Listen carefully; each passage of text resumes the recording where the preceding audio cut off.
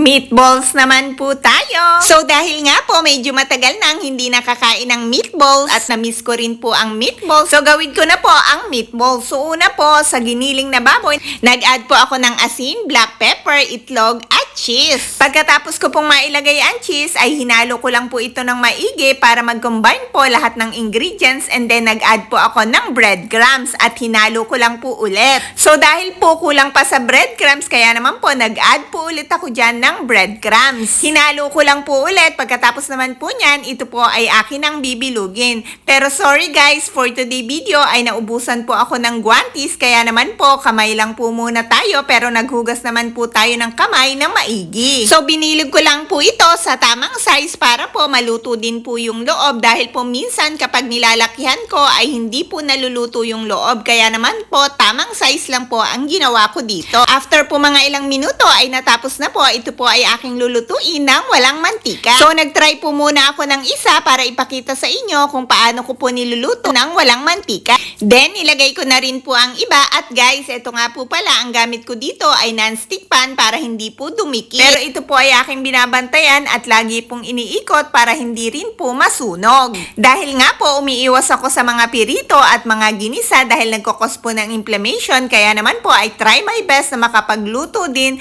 kahit hindi po ako nagigisa at nagpipirito. So after po ng mga ilang minuto ay lumabas din po ang konting mantika nito dahil yung katas ng baboy at naluto na rin po ang loob nito.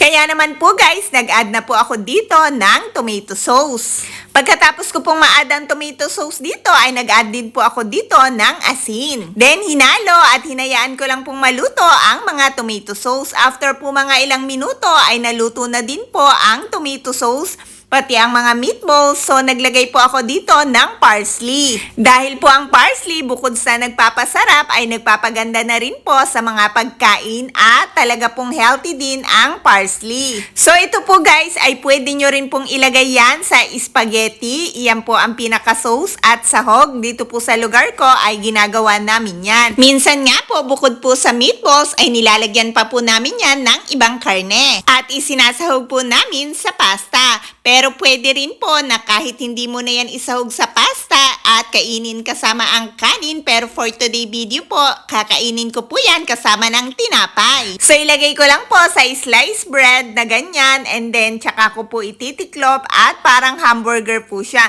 Alam mo po ba guys, nang matikman ko ito ay sobrang sarap po pala kapag sinama mo ito sa malambot na tinapay. Sobrang linamnam po talaga dahil nga po yung meatballs ay malasa at pati na rin po yung tinapay ay nakadagdag ng lasa.